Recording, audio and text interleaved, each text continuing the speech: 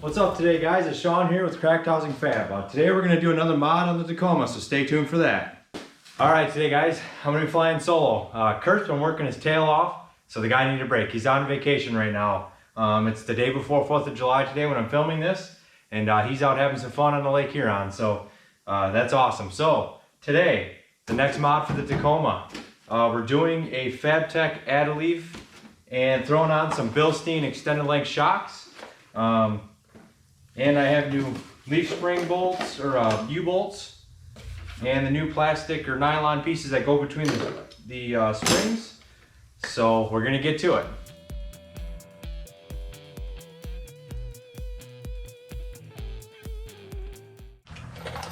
Okay guys, first step, obviously jack it up, take the tire off. That's pretty self-explanatory. Next thing is gonna be, I'm gonna pull the U-bolts off and do that. So be very careful guys when you're dealing with this stuff. Obviously it has a lot of stored potential energy in the springs, so be careful with that. Also, just so you guys know, and we'll put the links in the description, this FabTech kit is the FT205. It fits the first gen Tacomas. It's like the 95.5 to 2004. This is a 2004. So yeah, we're gonna get those U-bolts taken off.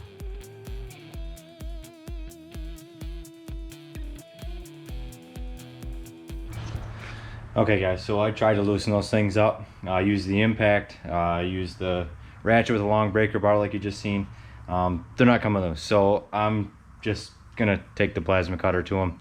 I've got new bolts, so no reason to save the old ones.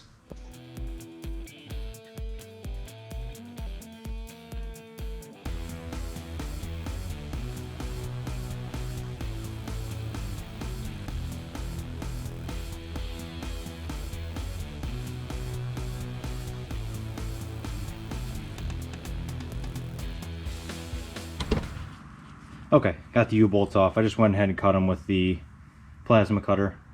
I have new ones, no sense in messing with these rusty old ones.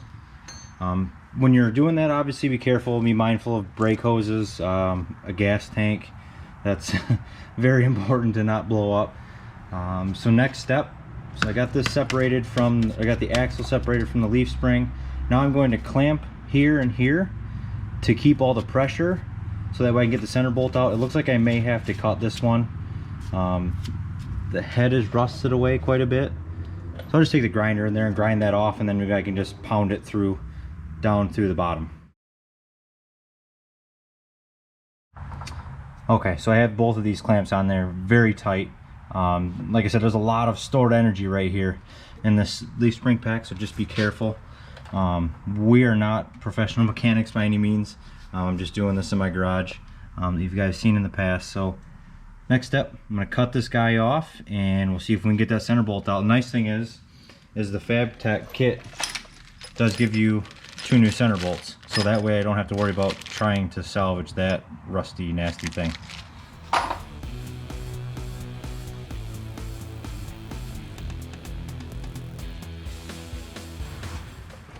Alright, center bolt is out. I'm actually really surprised that this thing came out as easy as it did.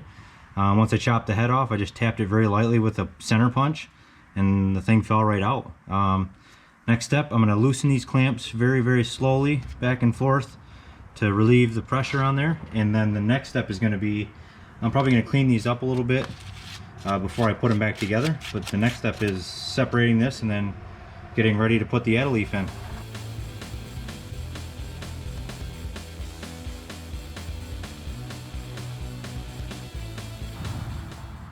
Okay, so I separated the leaf pack.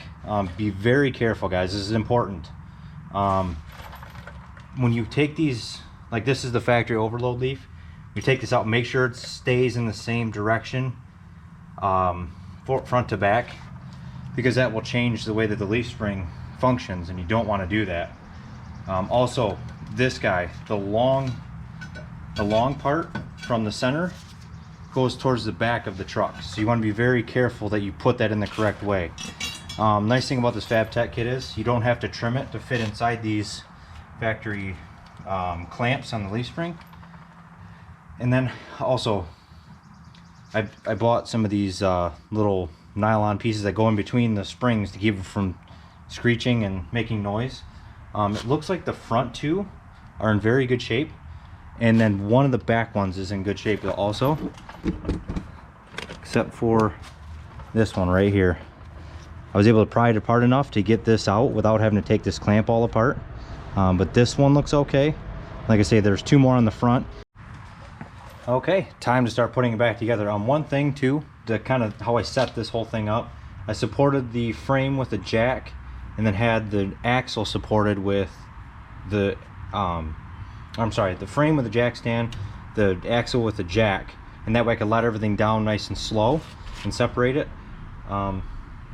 Okay, yeah, so, and there's a little plastic piece in here. Make sure that doesn't, and mine fell out, so I gotta make sure it goes back in. Be careful of your brake hose. Don't overextend that. Also, my truck has the factory electronic locker, so there's wiring for that, so be careful of that if you have that. Yeah, so just be mindful of things when you start letting that axle down. Don't let it go too far. Overextend it, break your brake line, or break the bracket or something like that, or bend it. So next step is to start putting this guy back together. This is going to go, when you put these together, it goes from longest to shortest all the way down, with the factory overload spring being at the bottom. So this guy's going to end up in between this stack and the overload spring. So that's the next step. And then obviously when you're doing that, make sure that all the holes line up for your center pin.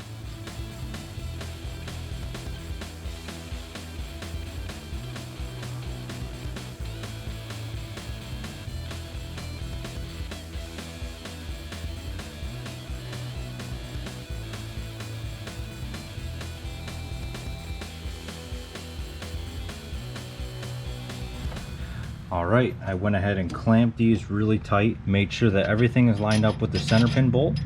Falls right through there nice. Like I say, got these really good and tight. You don't want to see any light between these. When you look down at this angle, make sure that this is all the way as tight as it'll get. Got these things as clamped as tight as I possibly can. So now I'm going to have to figure out a way. I got to drop this axle just a tiny bit more, support it, and maybe jack up a little bit on this, because the center bolt actually goes up to the bottom, and maybe I could even cut it, because I'm gonna have a lot extra, so maybe I cut it, and then that way I'll have a little bit more room to be able to get the center bolt in there. All right, center pin is in. I never seized it really well before I put it back into the spring. Living here in Michigan, things like to rust, so if I ever have to take this apart again, then it'll come out pretty easy. Also, this is left long. I'll cut this once I'm done, and once I start putting everything back together. I just want to make sure that I have enough wiggle room and everything. So now I can loosen these clamps since this bolt's back in, and then I'll start putting all the leaf spring or the U-bolts on.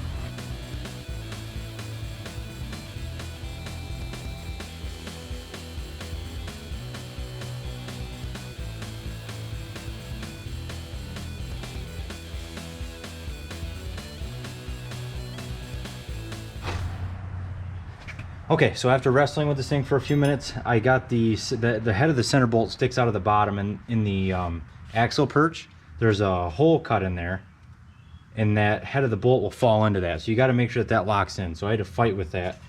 But now we're ready to throw the new U-bolts on. Now, there's supposed to be a factory bump stop here. You can see it's gone.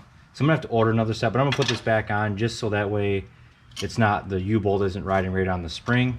And I'll cut this guy a little bit shorter, leave maybe like a 1/4 inch sticking out. And then I'll put this guy on there, and I'm gonna order some of these. It's gonna be a little bit more work. I'm gonna have to pull these U-bolts back off, but not the end of the world. So I'll do that and get these U-bolts back on.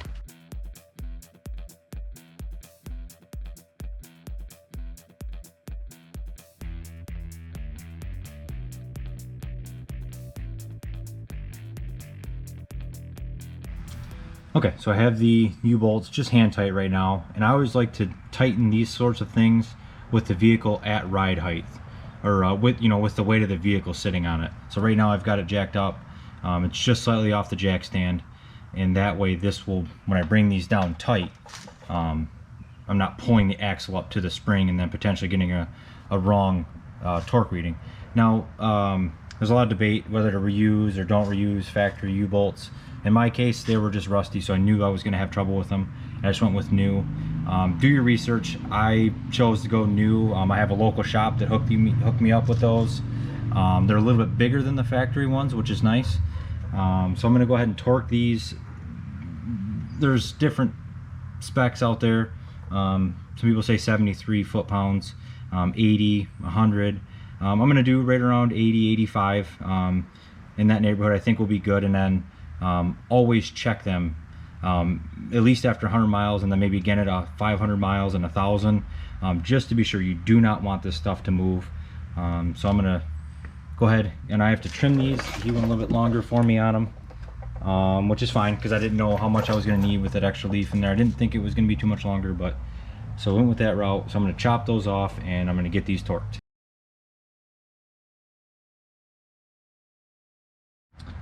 Okay, so everything is bolted back up. Everything is torqued down. New bolts are in there. Everything is all back on. The next step, throw the shock on. So I picked up a set of the Bilstein 5100 extended leg shocks. I didn't know if I was gonna need them for sure or not, but it can't hurt to have a little extra because this gives you like an 1.5 to 2 inch lift. And I have a spacer lift in the front.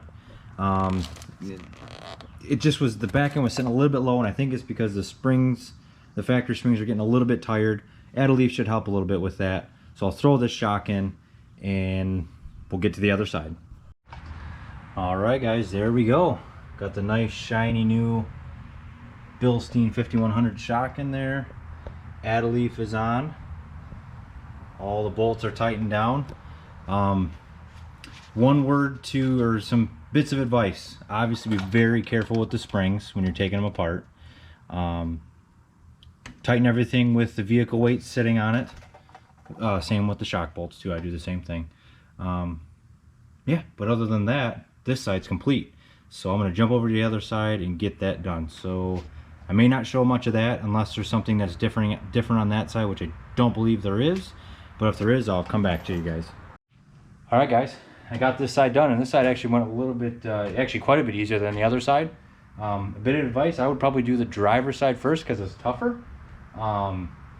Just have to deal with not stretching the brake line too far, and you got some other things in your way. This side, there really isn't much. I mean, there's obviously the shock, but there's nothing, no brake line here that you have to worry about stretching too much. But yep, there's new U-bolts, new leaves in there. I have to put this shock on, and it should be good to go. And yeah, looking pretty good. All right, there we go. We've got the new shock put in. A little bit of advice on these guys: this upper bolt up here is kind of a pain. The bolt that Toyota uses to mount the shocks is only about 20 millimeters long, and it just makes it really hard to compress the bushings on the shock and get the bolt to get started. So what I did is I ran to the hardware store, picked up a 12 mil bolt, the same thread, I think it was a 1.25, and then a stack of washers so I could run it down, push the bushings and press those together, pull this back out and put the factory bolt in, and it works perfect. You don't have to struggle with it, and it makes it a whole lot easier. So all right, we're complete. I'm going to throw the tires back on, torque the lug nuts, and we'll take it for a ride. One more quick little thing, guys: when you're putting these shocks on, be very careful to pay attention to the part number. They are different left and right on the extended length ones. It even says right in the instructions, left and right, if the camera focuses, left and right rear. So just be mindful of that, because if you put it on the wrong side, then it's gonna be wrong. All right guys, I ran into the house, took a quick shower, cleaned up, and now I'm driving. And I've only been driving for maybe a minute or so, and first impressions are it's awesome. It's a tiny bit stiffer in the back, I can definitely tell, but the truck kind of felt like it would really kind of bounce up and down in the back and not be super stable, and now it feels a lot better. So yeah, I definitely like it. I'm gonna go up here and I'll jump out of the truck and I'll show you guys. I've got some before and after pictures too that I'll put in the video probably shortly after this. And yeah, so I'll jump out of the truck here in a second. All right guys, here it is. You can definitely tell that the back is considerably higher now. Like I say, I'll throw some before and after pictures, but just being by the truck, you can definitely tell it's a lot taller. Looks a lot better. I'm super pumped. Drives awesome. Before we took our four-wheelers up north, up to northern Michigan, and putting a trailer and then putting all the gear in the back of the truck, this thing was squatting pretty good and it kind of looked a little silly. So it should be definitely a lot better with that add a leaf in there. But yeah. All right guys, let us know in the comments what you think. I enjoy doing the mods and stuff like that, and I do like working on cars, but if you know, if you guys like it, we'll keep doing it. Leave us a comment, leave us a like, subscribe to the channel, and thanks for watching Cracked Housing Fab.